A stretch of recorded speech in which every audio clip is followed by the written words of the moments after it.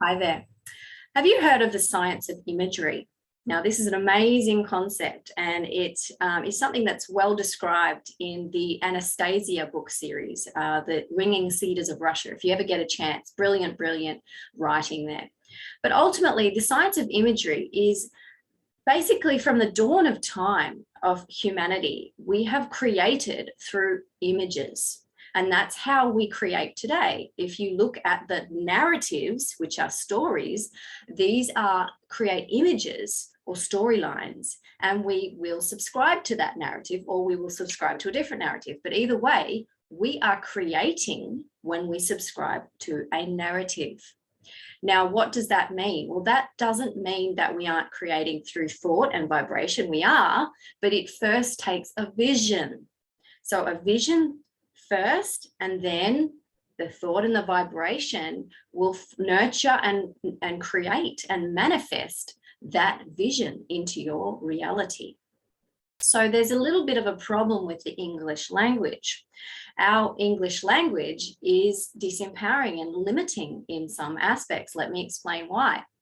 When we speak, we are spelling. We are spelling words, and that's why it's called a spell, because we are creating reality through the vibration and thoughts behind a word. But behind that word is an image. It starts with imagery. So the disempowering aspect of English is we tend to talk and look and identify with what we don't want. And we wonder why we keep getting the same thing over and over.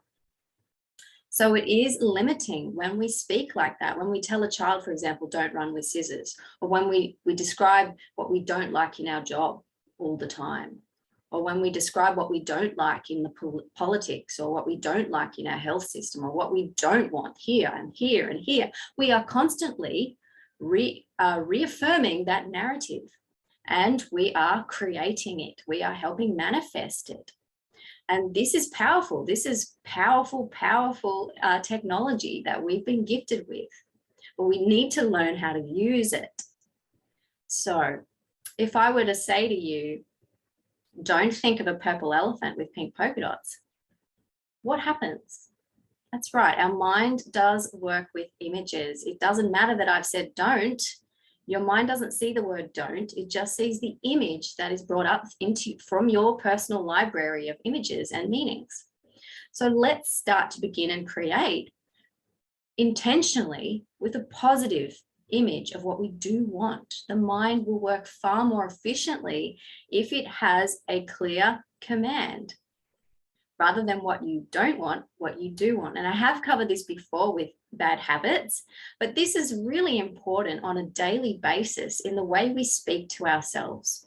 What are we creating in every moment?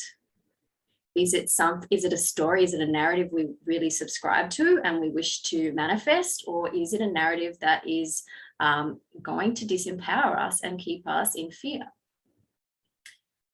Creating with our beautiful technology is something that is our birthright.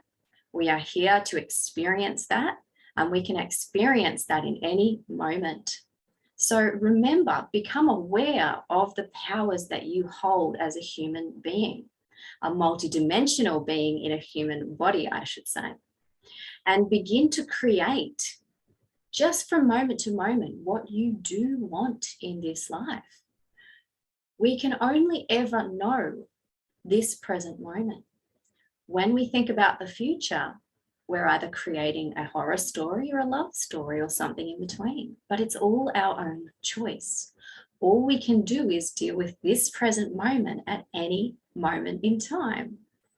So I would encourage you to begin to become more present and more aware of what you're creating with just the words that you're using when talking to yourself or when speaking to others.